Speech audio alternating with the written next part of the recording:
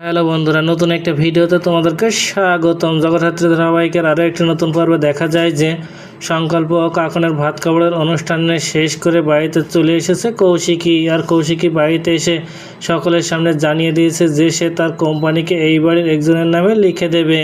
আর সেটা কে সেটা আর বলে না কৌশিকী। ওদিকে দুর্গা কৌশিকীকে জানিয়ে দেয় সে এই মুহূর্তে কোম্পানির দায়িত্ব নিতে পারবে না, কারণ তার মাকে যারা এই অবস্থা করে রেখেছে তাদেরকে শাস্তি না দেওয়া পর্যন্ত সে কোনো দায়িত্ব নেবে না। কিন্তু কৌশিকী দুর্গাকে জানিয়ে দেয় এই মুহূর্তে সে যদি দায়িত্ব না নেয় তাহলে আরও বড় বিপদের মধ্যে পড়তে হবে তাদেরকে। ওদিকে উৎসব ও তার মা বৈঠাই পড়ে গেছে মহা চিন্তায়, কারণ কৌশিকী কার নামে কোম্পানি লিখে দেবে এটা ভাবতে থাকে তারা। ওদিকে স্বয়ম্ভু কিছুতেই দিব্যাসিনীর মুখ থেকে কোনো সত্যি বের করতে পারছে না, আর তাই স্বয়ম্ভু এবার দিব্যাসিনীর বিরুদ্ধে প্রমাণ জোগাড় করার চেষ্টা করছে।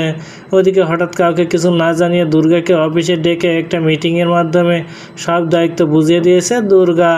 ওদিকে হঠাৎ কাউকে কিছু না জানিয়ে দুর্গাকে অফিসে ডেকে একটা মিটিংয়ের মাধ্যমে সব দায়িত্ব বুঝিয়ে দিয়েছে কৌশিকী। আর এটা জানতে পেরে কোম্পানির নতুন মালিক কী হচ্ছেন দেখতে মিটিংয়ে ছুটে গিয়ে দুর্গাকে দেখে মাথা ঘুরে গেল সবার।